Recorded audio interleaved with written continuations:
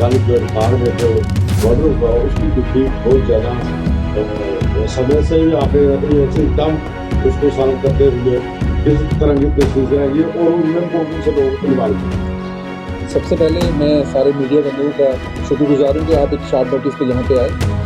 आज की जो प्रेस वार्ता है ये एक ब्लाइंड मर्डर जो है, मिस्ट्री ऑफ ब्लाइंड मर्डर को सॉल्व करने के सिलसिले में यहाँ रखी गई है।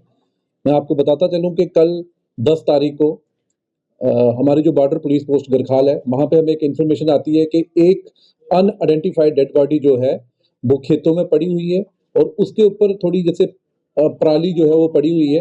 तो उस पर इंक्वेस्ट प्रोसीडिंग जो है वो शुरू की जाती है।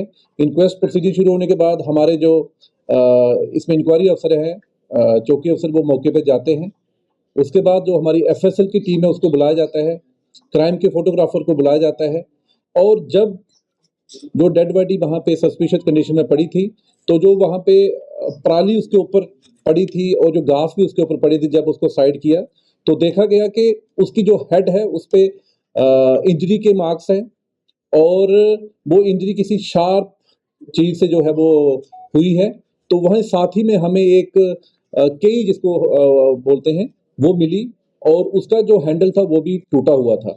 तो इसी चीज को देखते हुए जो हमने इसका इंक्वेस्ट प्रोसीडिंग इनिशिएट की थी, वो इंक्वेस्ट प्रोसीडिंग हमारी जो है वो कंक्लूड होती है यहाँ पे और एफआईआर जो हमारा जो है मर्डर का जो है वो लगता है। उसके बाद इसमें जो है फर्दर जो इन्वेस्टिगेशन है वो स्टार्ट की जाती है। सबसे पहले जो डेड बॉडी हमें मिली, ये पप्पू पासवान की डेड बॉडी है। वो एक लेबरर है, वो बिहार का रहने वाला है। उसकी वाइफ जो है उसका नाम मीना देवी है। वो गरखाल में रेंट पे रहती है और 1 महीना पहले वो यहाँ से अपने घर बिहार गई थी और वो कल 5 तारीख को वो वापस आती है इसी महीने में।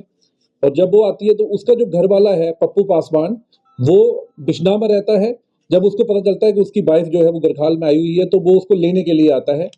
जब वो लेने पे उसको बिश्नाह लेने के लिए आता है तो जिस घर में वो बीना देवी रहती है, मीना देवी जिस घर में रहती है, जो घर है उसके बंदे का नाम है बलविंदर सिंह अलियास हैप्पी।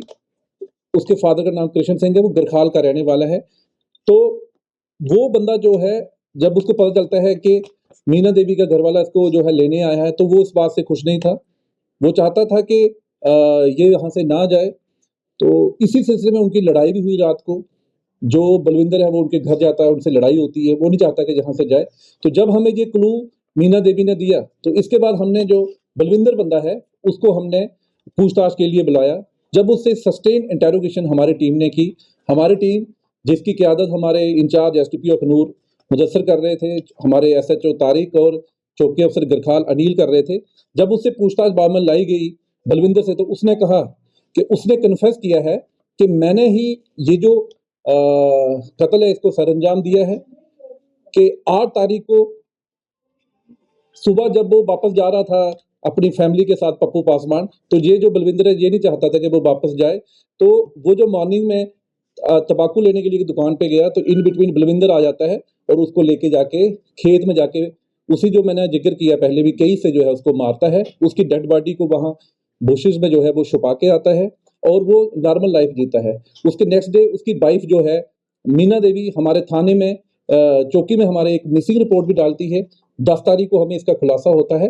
तो मैं आपको बताता जाऊं कि 6 घंटे के बीच बीच इस मिस्टीरियस मर्डर केस को जो है हमारी अखनूर पुलिस ने सॉल्व किया है।